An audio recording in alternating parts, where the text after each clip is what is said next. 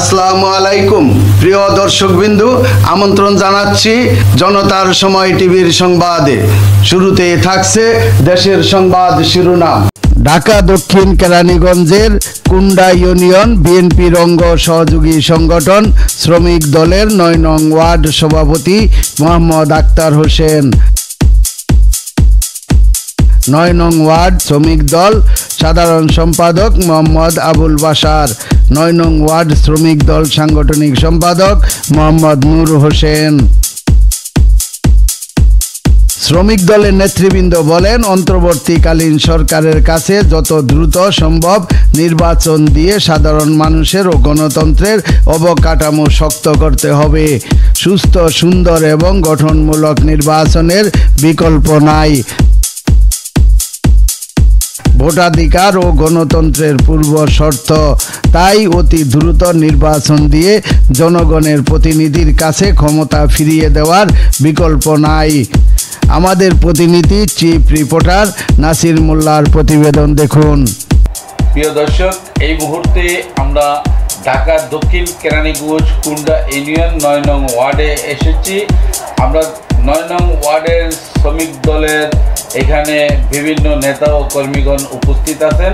আমরা তার থেকে মতামত জানব, তার ৯ নম্বর ওয়ার্ডের জনগণ এমনকি সারা বাংলাদেশের জনগণ নির্বাচন নিয়ে কি আলোচনা করেন, এই বিষয় নিয়ে আজকে আলোচনা। আমাদের সঙ্গেই থাকুন। আসসালামু আলাইকুম।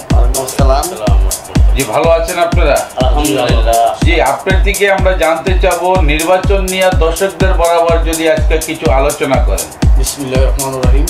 আপনি জিজ্ঞাসা করছেন, খুব ভালো লাগলো।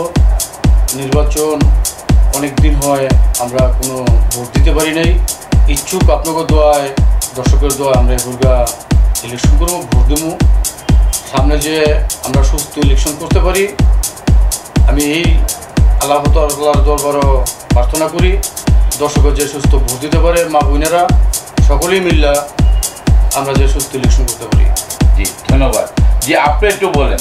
আজকে যেই পরিস্থিতি বাংলাদেশের, জি 17 বছর আওয়ামী লীগ সেটা স্বৈরাচার সরকার, জি তারা দেশের রাজত্ব করে গেছে। জি জনগণকে ভোট দিতে দেয় নাই, দিনের ভোট রাত হয়ে গেছে। এই 18 কোটি মানুষের যে ভোটের আকাঙ্ক্ষা ছিল, সেই ভোট তারা দিতে দেয় নাই। তারা জোর জবরদস্তি করে দেশ চালাইছে। আজকে সেই জোর জবরদস্তির প্রতিফলন এই 16 কোটি মানুষ তাদেরকে দেয়। ধন্যবাদ আপনাকে। এই নির্বাচন আমরা 17 বছর এই দেশের জনগণ ভোট দিতে পারে নাই। জি এখন এই দেশের জনগণ সঠিকভাবে যাতে ভোট দিতে পারে, জি এই বিএনপিকে এইটা লইয়া জনগণপথ, ঠিক আছে, এই জনগণ 17 বছর ভোট দিতে পারে না। এই কারণে জনগণ ঠিক আছে আমরা সঠিকভাবে ভোট দিতে যেতে পারি, আমরা এই কারণে ইলেকশনটা দ্রুতভাবে দেন।